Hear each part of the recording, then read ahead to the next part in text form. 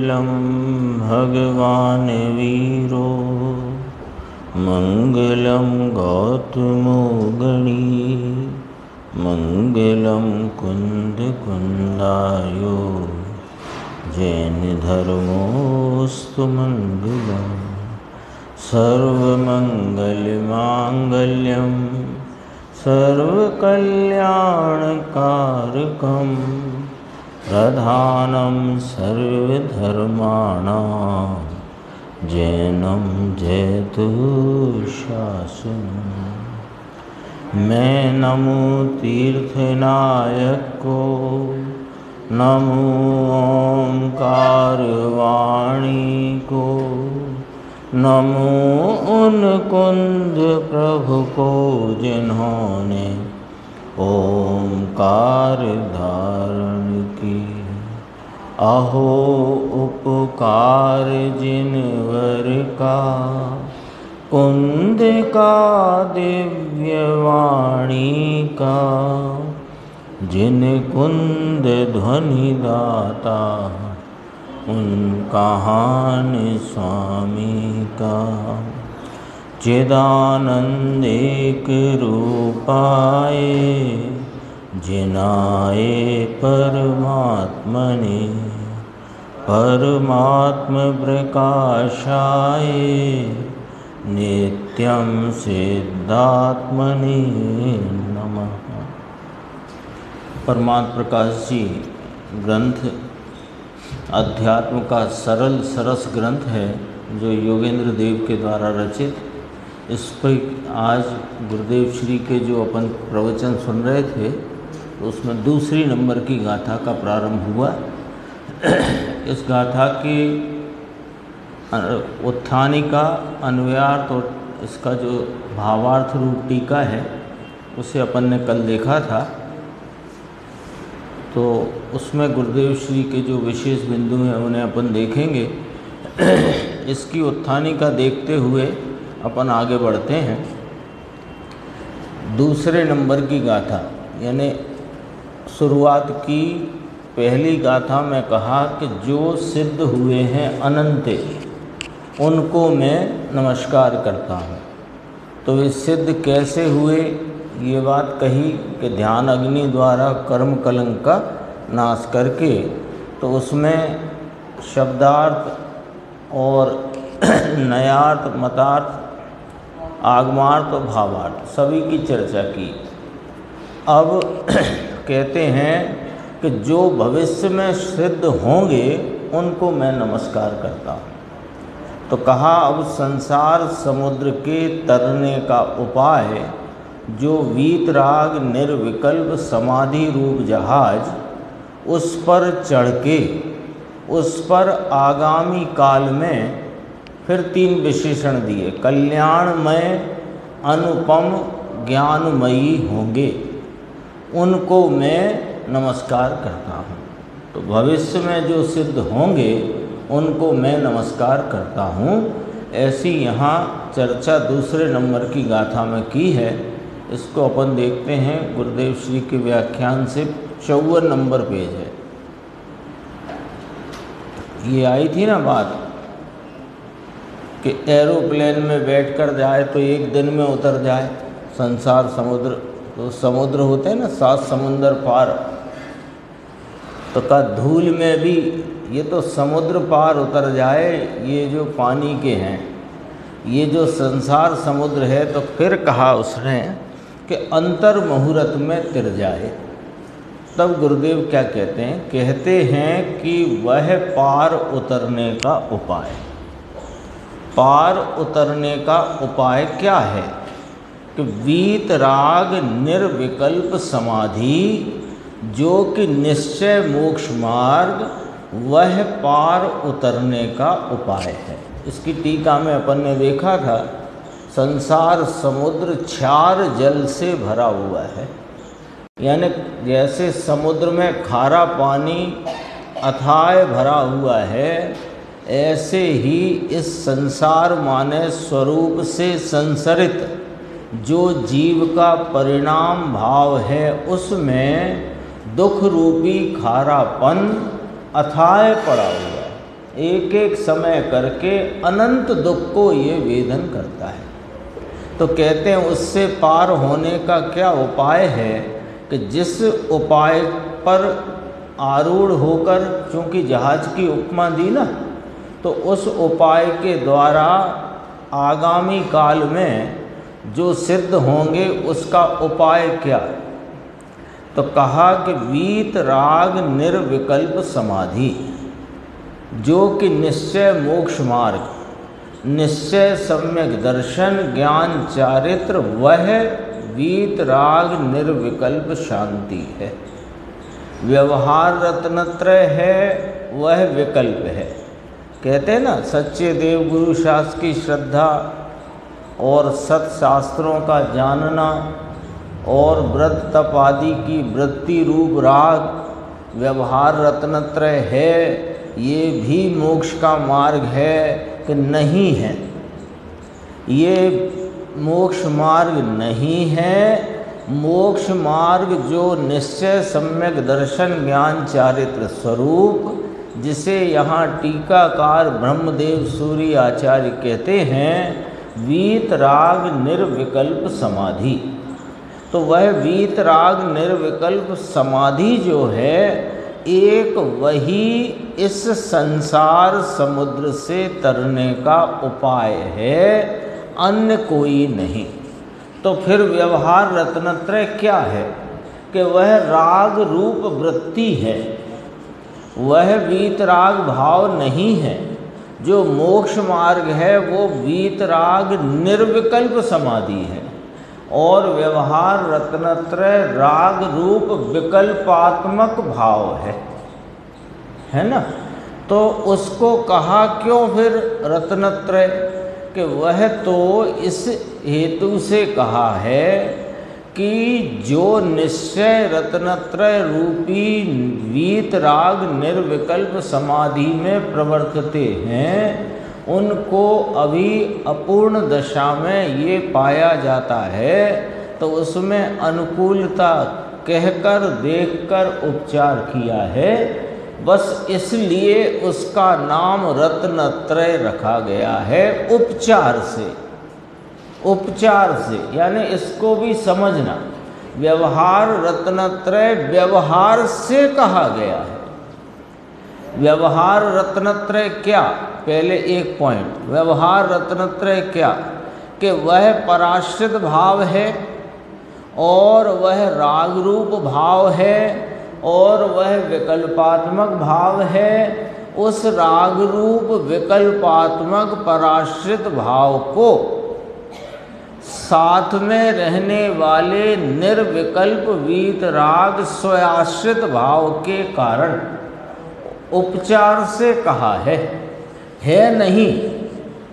होता तो फिर उसमें व्यवहार शब्द लगाते नहीं। तो ये जो व्यवहार विकल्प रूप शब्द का प्रयोग किया, ये भी व्यवहार से ही किया है, ये भी उपचार रूप कथन है, ये भी उपचार पर उपचार है, व्यवहार को व्यवहार से कहना। देखो आगे, व्यवहार रत्नत्रय विकल्प है, वह मोक्ष का उपाय नहीं है, ऐसा कहते हैं। संसार समुद्र को तिरने का उपाय वीतराग अभेद शांति, अभेद कहो कि निर्विकल्प कहो, है ना। निर्विकल्प शब्द आया ना, उसी का दूसरा समझो शब्द उसी भाव को कहने वाला अभेद, क्योंकि भेद नाम विकल्प और अभेद नाम निर्विकल्प। वीतराग अभेद शांत समाधि शांत शांत अखंडानंद प्रभु आनंद और शांति के एक रूप स्वभाव से भरपूर प्रभु, उसकी सन्मुखता की समाधि। वो जो अपना अखंडानंद प्रभु, अखंडानंद कह कर के उसे अभेद और अखंड कहा, ऐसा वह अपना चैतन्य भगवान आनंद शांति के एक रूप स्वभाव से भरपूर प्रभु, उसकी सन्मुखता की समाधि। स्वयं समाधि स्वरूप है ये वस्तु, वस्तु ये समाधि स्वरूप है। समाधि क्या होता है कि आदि व्याधि उपाधि से रहित जो भाव है उसका नाम समाधि है ना। आदि कहते हैं शरीर आदि, शरीर की रोगादिक अवस्था, वो व्याधि, और आदि जो है वो रागादि रूप भाव आदि, व्याधि शरीर की रोगादिक अवस्था, और उपाधि बाह्य में ये शरीर आदि संयोग। तो इन सब से लक्ष्य छोड़कर अपने चैतन्य स्वरूप में लीनता रूप जो निर्विकल्प वीतराग भाव है उसको समाधि कहा। अब यहाँ क्या कहा कि ये स्वयं समाधि स्वरूप है, यानी इसमें किसी समय तीनों काल नहीं है रागादिक, नहीं है रोगादिक, नहीं है कोई संयोग। तो ये स्वयं समाधि स्वरूप है, स्वयं निर्विकल्प रूप है, यानी भेद से रहित है, अभेद स्वरूप है। तो कहा ये स्वयं समाधि स्वरूप है, त्रिकाली समाधि स्वरूप ही है ये, अर्थात वीतरागी अभेद समाधि स्वरूप ही उसका है। उसमें से परिणति, उसमें से उसके आलम्बन से ऐसा जो वीतरागी निर्विकल्प अभेद समाधि स्वरूप अपना चैतन्य भगवान आत्मा, उसमें से वीत परिणति वीतरागी दशा प्रकट करना, वह संसार समुद्र को तिरने का उपाय है। उस पर चढ़कर शब्द लिया ना, उसमें आरूढ़ होकर उस परिणति में वर्तते हुए, इसका अर्थ है चढ़ के। इसको यहाँ 144 गाथा को गुरुदेव ने समय सार जी की गाथा 144 को याद किया। तो देखो, एक समय की पर्याय में अखंड प्रतिभास में, प्रभु अखंड प्रतिभास में एक समय में उसे जानता है। किसको? अपने को। तो कौन है ये? कि स्वयं जो है ये वीतराग स्वरूप, निर्विकल्प रूप, समाधि स्वरूप है। ऐसे अखंड अभेद वीतराग निर्विकल्प समाधि स्वरूप चैतन्य भगवान, अनादि अनंत ध्रुव रूप, एक रूप जिसका स्वभाव है, उसको एक समय में जानता है। ये कैसा है ये आत्मा? पॉइंट यहाँ पर जो गुरुदेव श्री ने रखा वो देखना।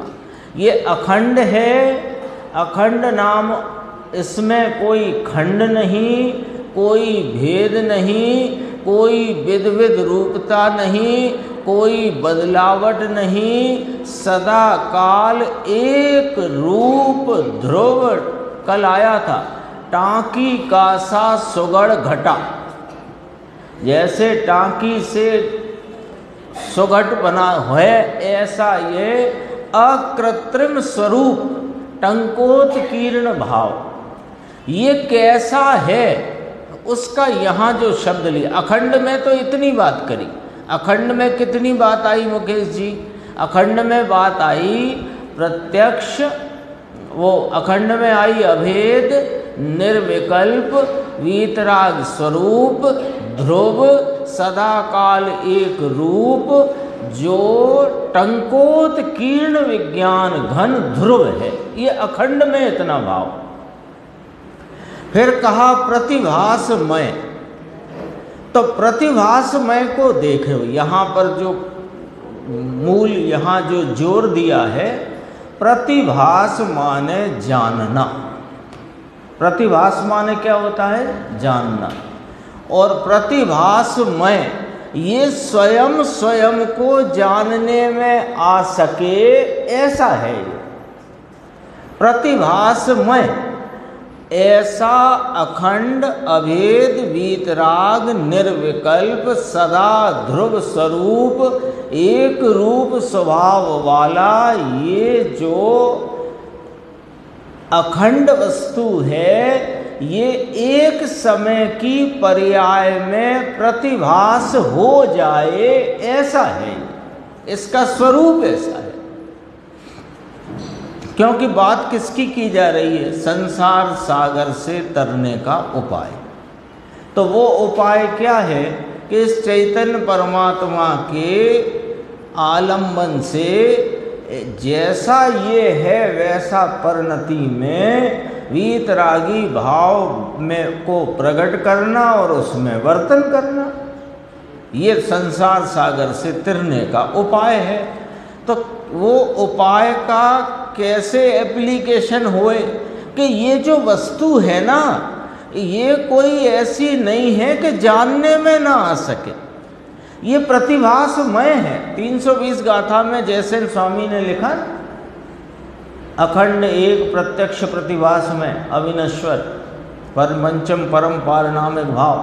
तो ये प्रतिभासमय है, जोर इस पर है कि जानने में नहीं आता, इंद्रिय गोचर नहीं, वचन गोचर नहीं। हाँ, इंद्रिय गोचर नहीं, वचन गोचर नहीं, अरे अनुभव गोचर है। अनुभव गोचर है माने स्वयं स्वरूप के ज्ञान गोचर है, इसका नाम प्रतिभासमय।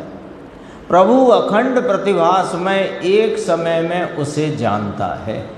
ऐसी जो स्वयं स्वरूप को जानती हुई निर्विकल्प ज्ञान दशा, जिसमें भगवान अखंड प्रतिभास पूर्ण स्वरूप का ज्ञान होता है, पूर्ण स्वरूप उसकी पर्याय में आता है। वो एक समय की उत्पाद वाली ज्ञान की वर्तमान अवस्था, उसमें यह त्रिकाली अनादि अनंत अखंड अभेद एक रूप स्वरूप सामान सदृश ध्रुव टंकोत्कीर्ण, ऐसा यह चैतन्य अखंड प्रतिभास रूप पूर्ण स्वरूप उसकी एक समय की उत्पाद अवस्था में जानने में आता है।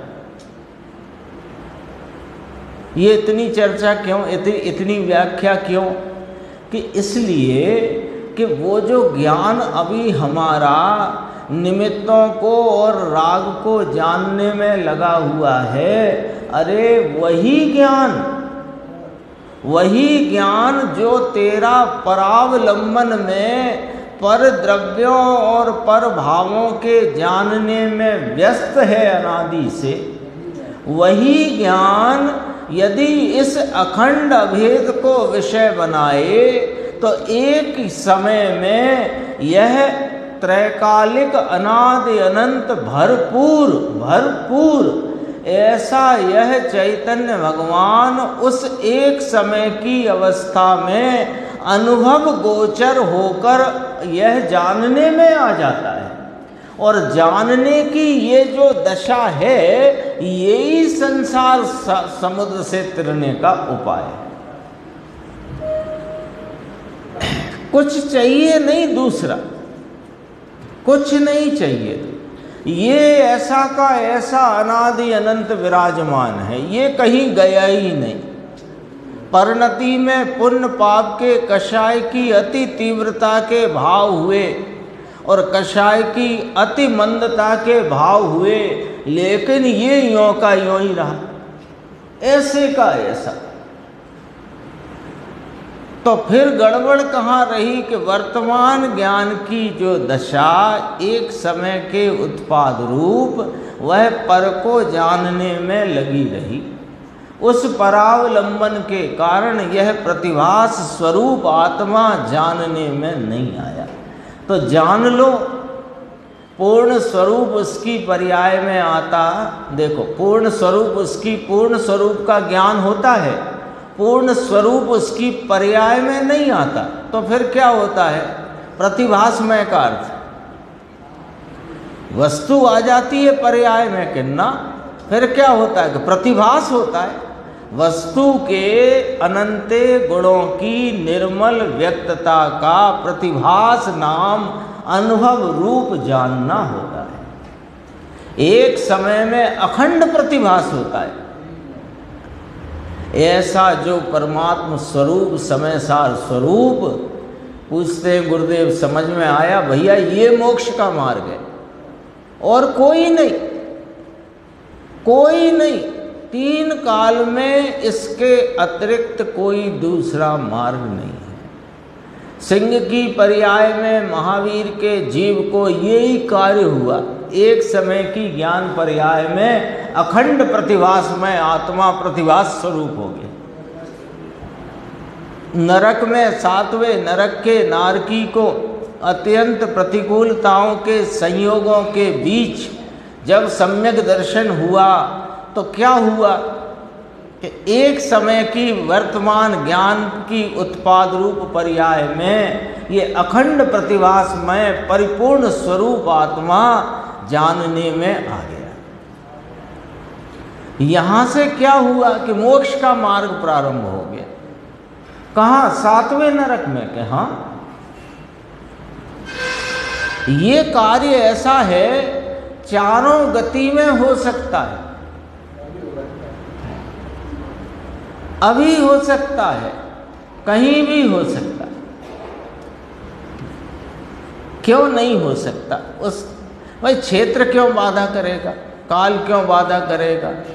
जिसका आलम्बन लेना है वो हाजिर है और जो आलम्बन लेता है वो हर समय हाजिर है। अब दिक्कत कहाँ आ रही है? दिक्कत है रुचि की कमी, क्या कहें, रुचि का अभाव कहें। अभाव है रुचि का।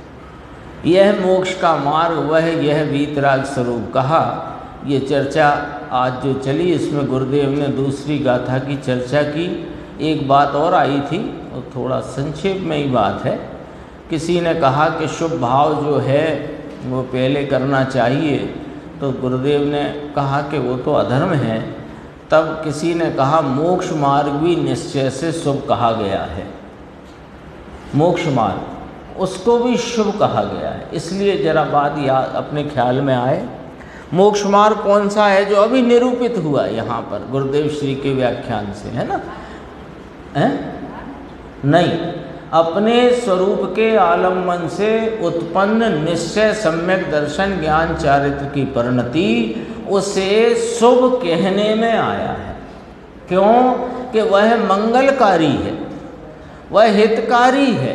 हितकारी और मंगलकारी परिणति होने से उसे शुभ कहा। यहाँ वो राग वाला शुभ नहीं, जो राग में दो भेद खड़े हैं ना शुभ अशुभ के, वो नहीं, वे तो दोनों अशुभ हैं। अब जरा इसको इस रीति से समझना। यही योगेंद्र देव कहते हैं, योग सार में है ना, क्या है, पाप पाप तो सौ कहे, हाँ, ज्ञानी जन तो पुण्य को भी पाप कहते हैं। नियम सार में भी पाप शब्द में पुण्य पाप दोनों को लिया है। तो जो शुभ भाव है वो वास्तव में अशुभ भाव है ना? किस, अब यहाँ कौन सी विवक्षा है कि हितकारी और अहितकारी। तो शुभ भाव भी अहितकारी होने से अशुभ है और स्वरूप के आलम्बन से प्रगति अपनी निश्चय सम्यक दर्शन ज्ञान चारित्र की परिणति हितकारी मंगलकारी होने से उसे शुभ कहने में आया है। इसलिए कहीं अपने को कहीं स्वाध्याय करते समय निश्चय मोक्ष मार्ग को शुभ कहा जाए तो उसका अभिप्राय समझना। शुभ कहा है, ले शुभ को मोक्ष मार्ग का, अरे ये अपनी मिथ्या मान्यता को न थोपना वहाँ पर। देखो यहाँ पर लिखा है ना, मोक्ष मार्ग शुभ को भी मोक्ष मार्ग का। अरे शुभ को मोक्ष, कौन सा शुभ? इसलिए ये पॉइंट अपने को थोड़ा ख्याल में गुरुदेव श्री ने कराया है देखो जो निश्चय मोक्ष मार्ग है उसे शुभ का, वो शुभ नहीं, वो पुण्य पाप वाला शुभ नहीं, वो राग रूप वाला अशुद्ध दुख रूप भाव वो शुभ नहीं। ऐसा कह के यहाँ चर्चा आई। आज का यहाँ तक था विषय। अपन ज्ञान गोष्ठी में अपना विषय प्रारंभ होता है निश्चय व्यवहार वाला 12वां अधिकार। इसमें गुरुदेव कहते हैं ना 5 विषय हैं, निमित्त उपादान निश्चय व्यवहार क्रमबद्ध पर्याय। तो अभी अपना जो पिछला अधिकार था वो निमित्त उपादान का था, इसके बाद अब ये निश्चय व्यवहार का अधिकार आया, इसके बाद प्रमाण न्याय का है, फिर एक अधिकार है, फिर क्रमबद्ध का भी अधिकार इसमें आएगा। सब विषय इसमें आ गए हैं। देखो निश्चय व्यवहार का अधिकार और उसमें 476 नंबर के प्रश्न क्रमांक और इस अधिकार का पहला प्रश्न। ये बात भी महत्वपूर्ण बात है कि समय सार की 11वीं गाथा को आप जैन दर्शन का प्राण कहते हो। उसमें तो व्यवहार नय को अभूतार्थ कहा है, झूठा कहा है। कृपया इस गाथा का स्पष्टीकरण कीजिए। देखो गाथा 11 का ही भाव प्रश्नकार ने पूछ लिया और पूछने का हेतु भी उन्होंने गुरुदेव श्री के सामने रख दिया कि 11वीं गाथा को आप तो जैन दर्शन का प्राण कहते हो। प्राण एक दिन अपन ने बात की थी, प्राण किसे कहते हैं कि जिससे जीवन है उससे प्राण कहते हैं, है ना। जैसे वास्तव में यह जीव कहलाता है ना, तो ये जीव का जीवन किससे है कि चैतन्य प्राण से। तो चैतन्य प्राण कहा ना उसको, ये जीव है ना, तो जीव कैसा है कि जीवन है इसका, जीव का जीवन। तो जीव का जीवन कैसे है कि चैतन्य भाव से, ज्ञान दर्शन के भाव से, ज्ञाता दृष्टा स्वरूप से, तो चैतन्य प्राण कहलाया। और ये जो असमान जाति द्रव्य पर्याय स्वरूप ये व्यवहार जीव जो है मनुष्य आदि, इसमें जो जड़ प्राण को प्राण कहा। अब वो उस विवक्षा को भी समझ लो, प्राण शब्द कहा है। व्यवहार प्राण में क्या आता है? 5 इंद्रिय, मन वचन काय, आयु बल और श्वास उच्छ्वास, ऐसा ही है ना। तो ये 10 जड़ प्राण हैं। इन्हें प्राण क्यों कहा कि ये असमान जाति द्रव्य पर्याय जो व्यवहार जीव कहलाता है, वो उसका भी जीवन इनसे है। असमान जाति द्रव्य पर्याय स्वरूप ये जो मनुष्य आदि व्यवहार जीव है, इस व्यवहार जीव अथवा मनुष्य जीव का जीवन, त्रियंच जीव का जीवन इन 10 प्राण से है। तो इन्हें प्राण कहा। तो प्राण का अर्थ क्या निकला? अपन तो इस पे आ जाओ। प्राण का अर्थ है कि जिससे जीवन है उसका नाम प्राण है।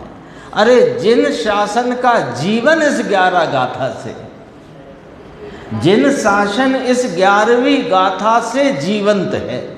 11वीं गाथा में जो आचार्य कुंद भगवान ने जो भाव कह कर के इस जीव के अनादि संसार परिभ्रमण को मिटाने का और मुक्ति के मार्ग के उद्घाटन का जो उपाय 11वीं गाथा में कहा, तो उससे इस जिन शासन का जीवन है, इसलिए इसे जैन दर्शन का प्राण कहते हैं।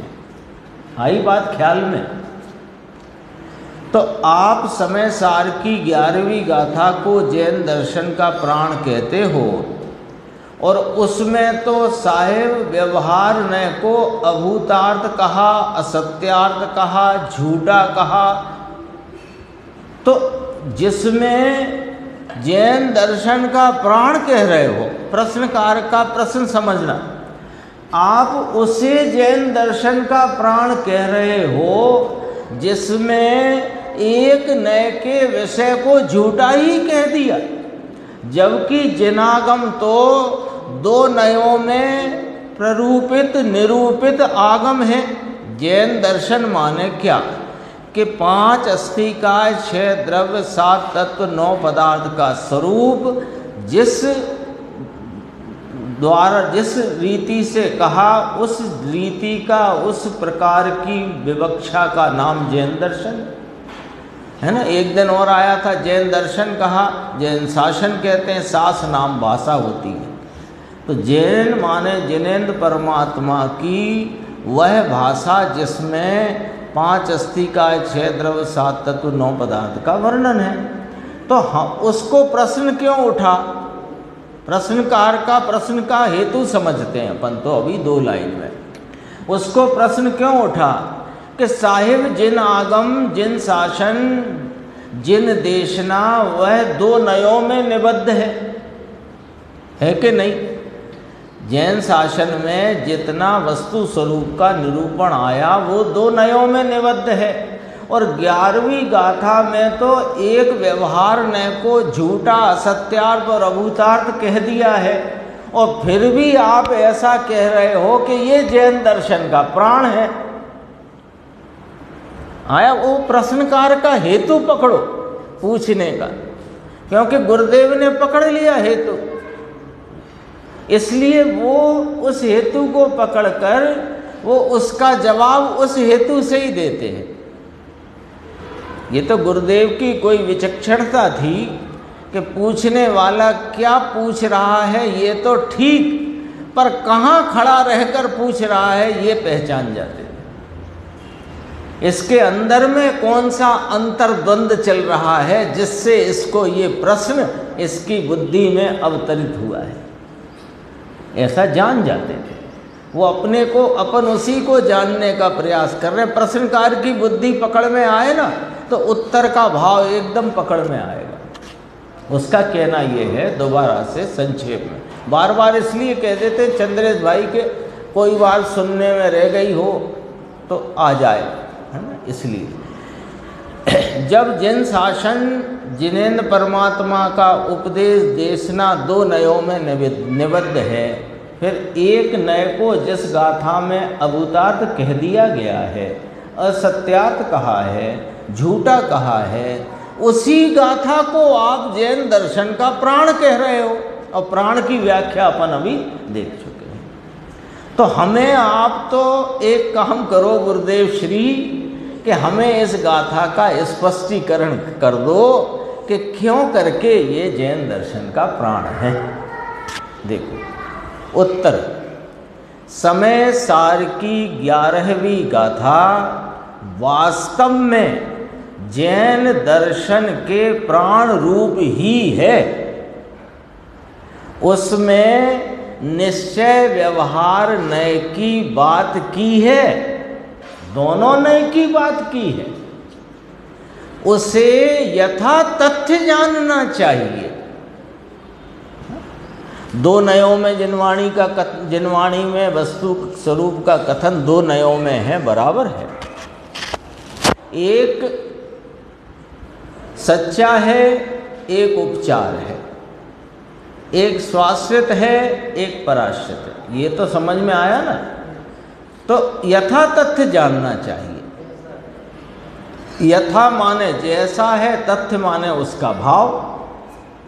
निश्चय नय व्यवहार ने दोनों की बात करी कि नहीं करी 11वीं गाथा में। व्यवहार नय सब ही भूतार्थ है, अभूतार्थ है, फिर भूले व्यवहार नय सब ही अभूतार्थ है और एक शुद्ध नय ही भूतार्थ है। जो शुद्ध नय का आलम्बन लेते हैं वे सम्यक दृष्टि होते हैं। यही है ना 11वीं गाथा। तो दोनों नय आए कि नहीं आए, पहले तो ये समझ लो, आ गए।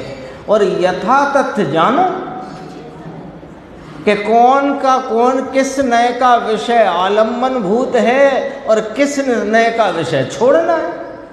तो हो गया कि नहीं जैन दर्शन का प्राण।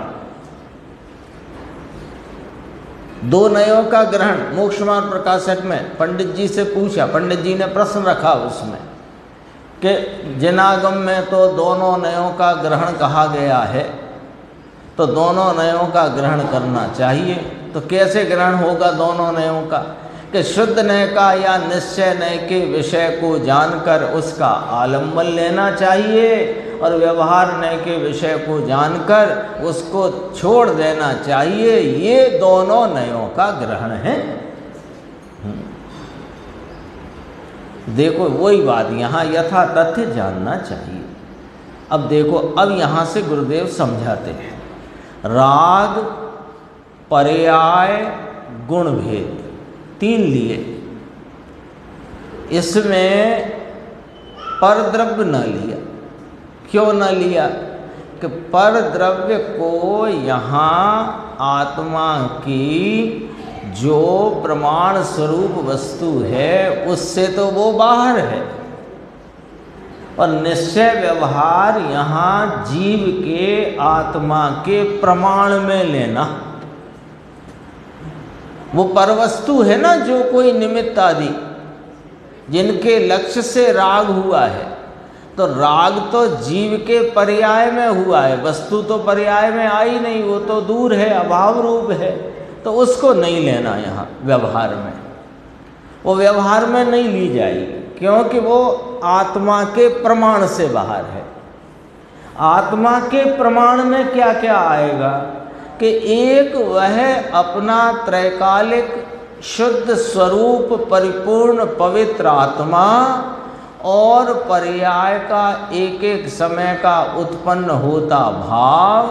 गुण अनंत हैं तो उन गुण भेद को लक्ष्य करता भाव, और राग आदि भाव। ये जीव की मर्यादा।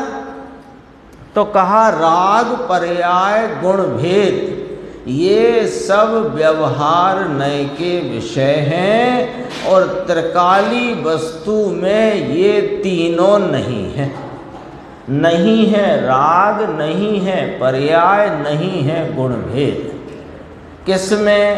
अपना जो चैतन्य त्रिकाली भगवान, उसमें वो नहीं है। इसलिए ही व्यवहार नय को झूठा कहकर अभूतार्थ कहा है, असत्यार्थ कहा है। आ गई बात ख्याल में? एकदम लॉजिक से बात है, कहीं कोई धक्का धकेल नहीं है। त्रिकाली वस्तु में क्या गुण भेद हैं, क्या राग का भाव है, पर्याय जो एक समय की हीनादिक व्यक्तता वाली है, क्या वह त्रिकाली वस्तु में है कि नहीं है? तो जो मुझ में नहीं है वो अभूतार्थ हुआ, और जो मुझ में है वो भूतार्थ हुआ। आपके हाथ में 100% शुद्ध सोना है। अब वो जो शुद्ध सोना है, हमने पूछा इसमें चांदी है? आपने कहा नहीं। तांबा है कि नहीं? अच्छा पीतल है कि नहीं? तो फिर उस हाथ में रहे सोने में चांदी, पीतल, तांबा अभूतार्थ हैं कि भूतार्थ हैं? जो है ही नहीं उसमें, उसको उसका कहना अभूतार्थ हुआ कि ना हुआ? बताओ।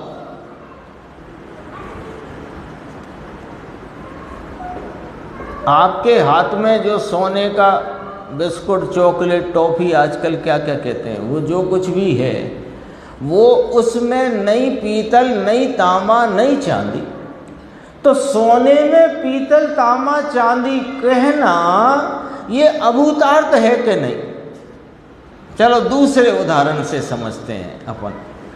आपने गले में हार पहना है, तो गले में हार पहना है, उसमें सोना है और टाका में चांदी, थोड़ा तांबा पीतल भी है ना?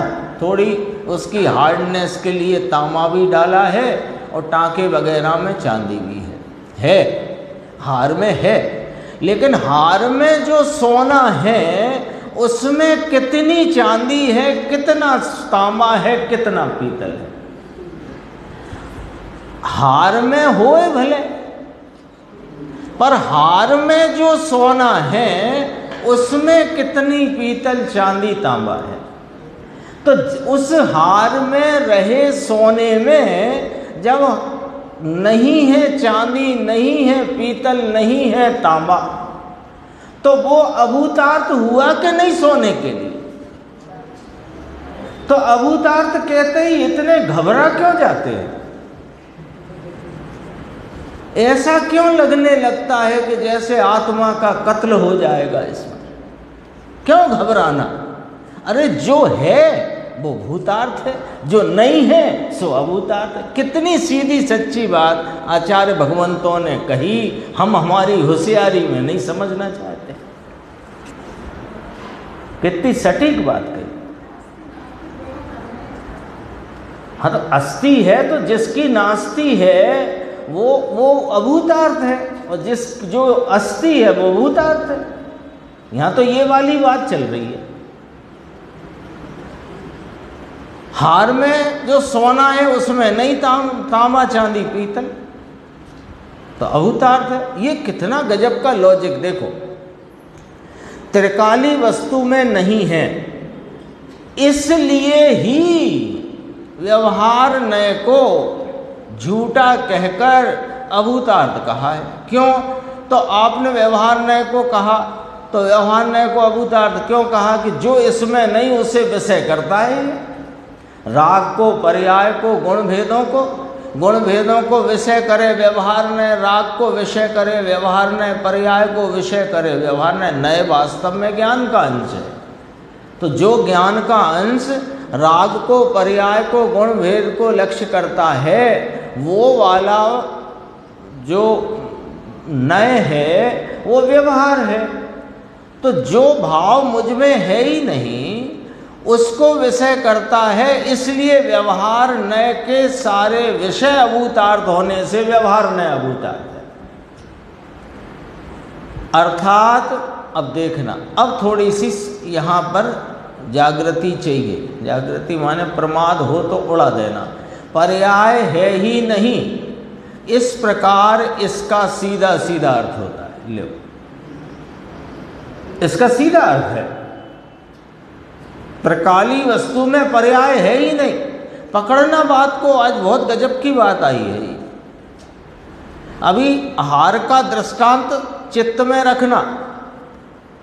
हार में जो सोना है उसमें तांबा चांदी पीतल है ही नहीं, है ही नहीं।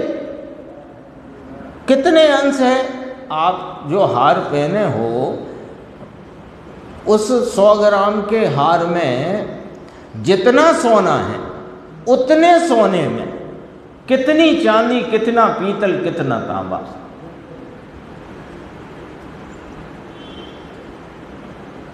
आई बात ख्याल में? तो पर्याय है ही नहीं, चांदी है ही नहीं।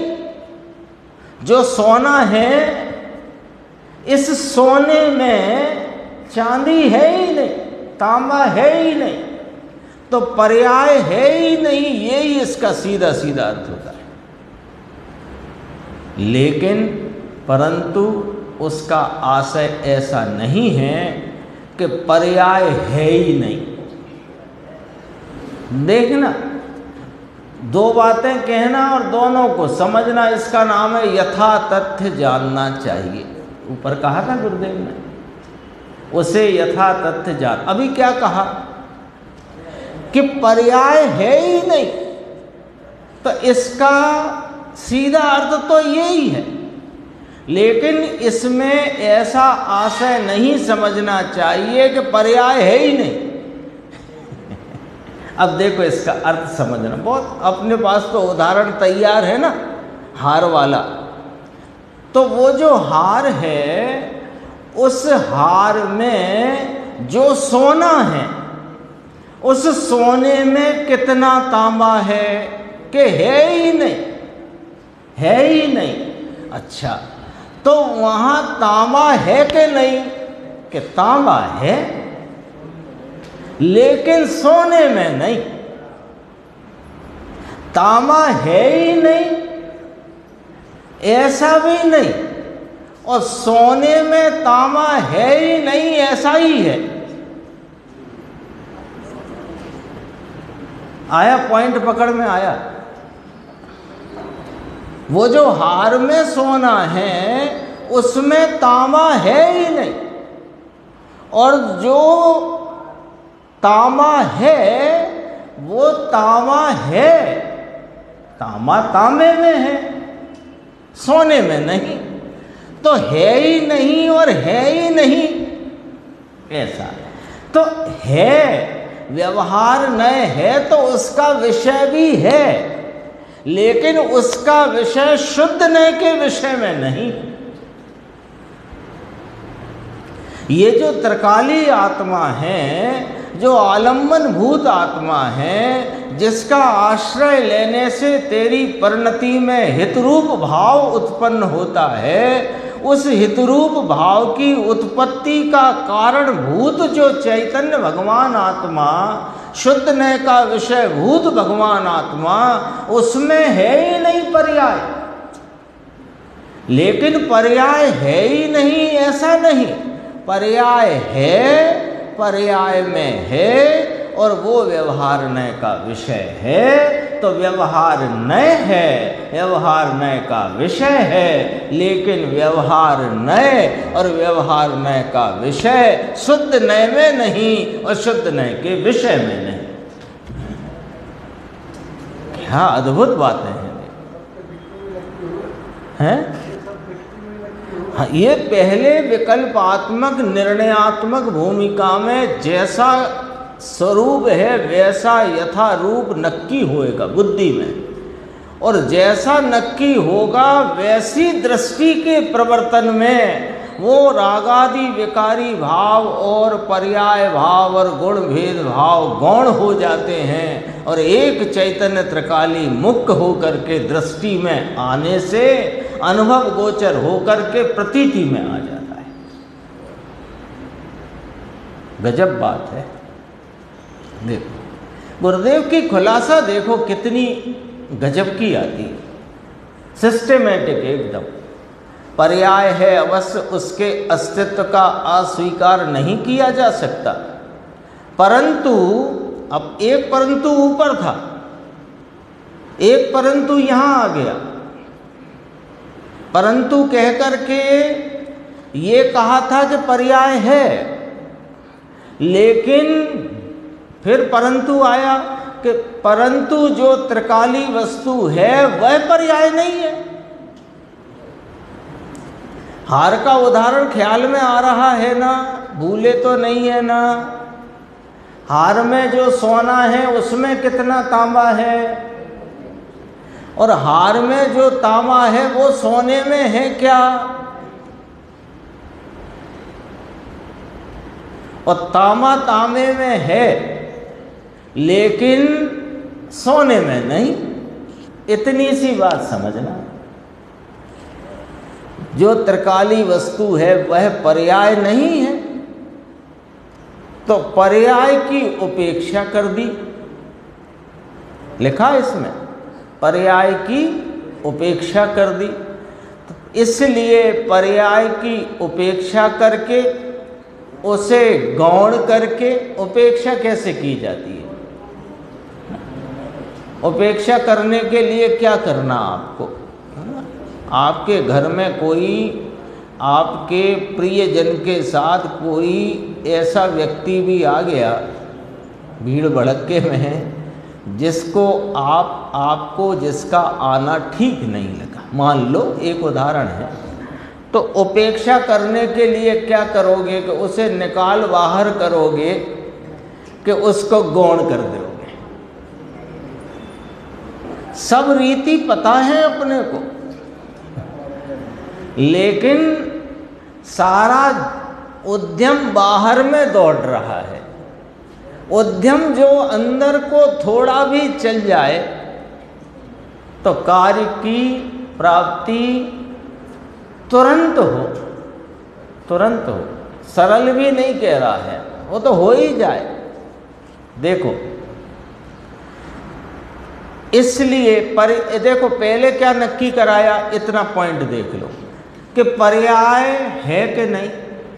पर्याय कहा तो तीन, पर्याय शब्द से तीन बात समझ लेना, गुणभेद पर्याय राग। एक पर्याय बोलते ही तीनों समझ लेना, तीनों व्यवहार के विषय। तो पर्याय त्रिकाली आत्मा में है कि नहीं? पक्का? अच्छा, पर्याय है कि नहीं? तो पर्याय किस नय का विषय है? व्यवहार नय का। तो व्यवहार नय का विषय है तो शुद्ध नय का विषय नहीं, और शुद्ध नय का जो विषय त्रिकाली भगवान आत्मा है वो व्यवहार का विषय नहीं। तो शुद्ध नय के विषय में व्यवहार नय का विषय नहीं, व्यवहार नय के विषय में शुद्ध नय का विषय नहीं, तो त्रिकाली आत्मा में पर्याय नहीं। नक्की हुआ कि नहीं हुआ? त्रिकाली में पर्याय नहीं, पर्याय है वो व्यवहार का विषय है, और त्रिकाली भगवान आत्मा शुद्ध नय का विषय है। तो अब हमें क्या चाहिए? पर्याय में वर्तती अधूरास राग आदि विकार या अपना निर्मल भाव।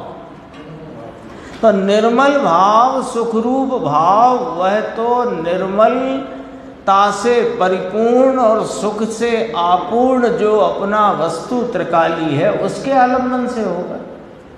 दो विषय हैं आपके पास, दो नए हैं आपके पास।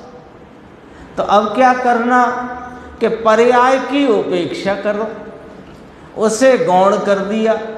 तो पर्याय की उपेक्षा करके, उसे गौण करके त्रिकाली ध्रुव ज्ञायक की दृष्टि करवाई जाती है। करवाई जाती है माने आचार्य भगवान इस प्रकार 11वीं गाथा में ये त्रिकाली भगवान जिसमें पर्याय नहीं, उस त्रिकाली भगवान की दृष्टि कराने के लिए पर्याय की उपेक्षा करके, पर्याय को गौण करा के त्रिकाली स्वभाव की दृष्टि कराते हैं।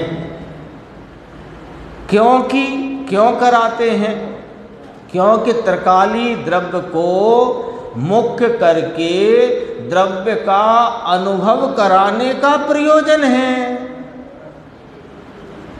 राग का वेदन करता ये जीव अनादि से एकांत दुख दुख दुख दुख दुख को भोगता भोगता ये इसने अनंत काल व्यतीत हो गया, और किस काल में इसने सुख नहीं चाहा और अभी चाहता है कि नहीं चाहता। तो सुख कहाँ से मिलेगा? जहाँ होगा वहाँ से मिलेगा कि जहाँ नहीं है वहाँ से मिलेगा। प्यास लगी हो तो पानी जहाँ है वहाँ जाओगे कि जहाँ पानी नहीं वहाँ जाओगे? अब तो बंद हो गई ना, पहले प्याऊ का रिवाज था, अब थोड़ा कम है, अब तो बिकने लगा ना पानी। नहीं तो पहले प्याऊ का रिवाज था, रास्ता चलते तो किसी को प्यास लगी हो राहगीर को, तो वो पेड़ के पास जाकर पानी मांगेगा कि पानी की प्याऊ पे जाके पानी में प्राप्त होगा उसे। तो जहाँ सुख है उसकी प्राप्ति करो, उसका आलम्बन लो, उसका अनुभव करो, ये प्रयोजन है। इस प्रयोजन के लिए कितना सीधा सच्ची बात करी कि व्यवहार को क्यों अभूतार्थ कहा कि वो त्रिकाली में नहीं। तो त्रिकाली की दृष्टि कराने के लिए क्या किया कि उसको गौण कर दिया। गौण क्यों कर दिया? गौण है ना, है तो वस्तु के पर्याय भाव में है कि नहीं? द्रव्य पर्याय स्वरूप वस्तु होती है तो होती है, पर द्रव्य पर्याय स्वरूप में पर्याय के आलम्बन से तूने दुखी उठाए हैं। एक बार द्रव्य का आलम्बन ले तो परिणति में सुख की अनुभूति हो। तो पर्याय का आलम्बन कैसे छूटे और द्रव्य का आलम्बन कैसे हो कि पर्याय को गौण कर दे, द्रव्य को मुख्य करके जो उसका आलम्बन लिया तो सुख की अनुभूति हो जाएगी। ये प्रयोजन है। अब बोलो इसे जैन दर्शन का प्राण कहें कि ना कहें, अब आप ही बता दो। ज्ञान वह आत्मा, अब देखो और एकदम बारीक बात कही, ज्ञान वह आत्मा ऐसा भेद भी दृष्टि के विषय में नहीं आता। अरे राग आदि तो रहो दूर और पर्याय भेद भी रहो दूर, वे तो एक समयवर्ती हैं। राग भी स्वभाव से भिन्न भाव, विजातीय भाव है, और पर्याय में भले स्वजातीय भाव भी हो पर एक समय का है, इसे तो रखो दूर, पर गुण भेद तो त्रिकाली है ना प्रभु महाराज, पर वे भेद रूप भाव हैं और उन भाव से, उन भेद से आत्मा को देखना ये भी दृष्टि के विषय में नहीं आता। ज्ञान वह आत्मा, ये 11वीं गाथा की जो गुरुदेव श्री की व्याख्या आई है समय सार सिद्धि 19वें वार के प्रवचन में, उसमें 4 प्रकार के व्यवहार घटित किए। तो ज्ञान वह आत्मा सद्भूत अनुपचरित व्यवहार में डाला, सद्भूत अनुपचरित व्यवहार में डाला। ज्ञान वह आत्मा सद्भूत है, आत्मा की सत्ता का भाव है, पर और अनुपचरित है, इस पे कोई उपचार रूप नहीं, ये तो वस्तु का स्वरूप ही है, लेकिन भेद होने से व्यवहार है। ज्ञान ते आत्मा ये सद्भूत अनुपचरित व्यवहार है, इसे भी यहाँ गौण कराया है, अभूतार्थ कहा है।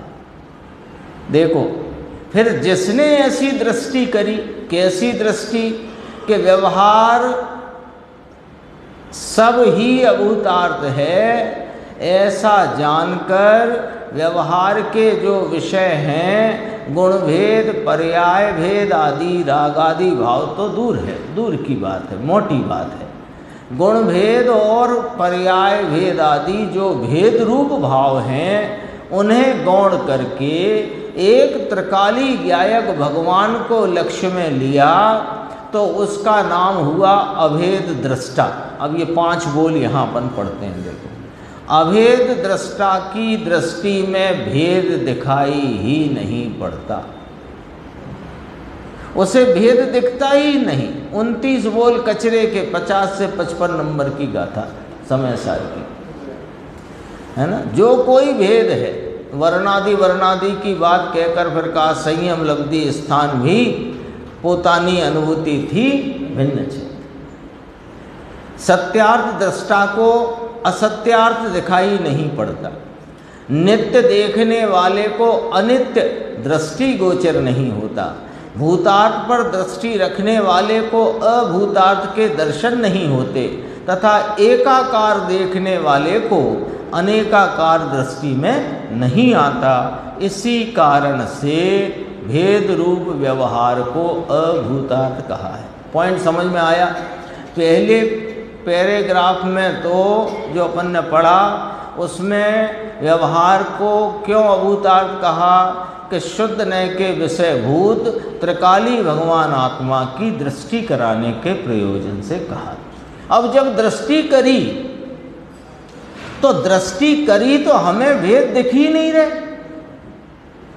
हमें दृष्टि में भेद दिखते ही नहीं है, इसलिए वे भिन्न हैं, इसलिए वे अभूतार्थ हैं। क्यों? इसमें 5 बोल आए ना, अभेद दृष्टा, सत्यार्थ दृष्टा, नित्य देखने वाले, भूतार्थ पर दृष्टि रखने वाले को और एकाकार देखने वाले को अनेकाकार दृष्टि में नहीं आता। इस कारण से भेद रूप व्यवहार को अभूतार्थ कहा है। और निश्चय न की विषय भूत त्रिकाली ध्रुव वस्तु ही भूतार्थ होने से उसका आश्रय कराया है।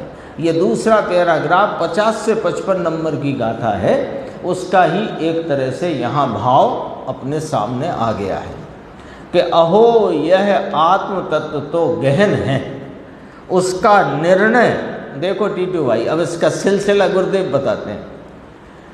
उसका निर्णय और अनुभव करने के लिए आचार्यों के अंतरंग अभिप्राय को पकड़ना होगा।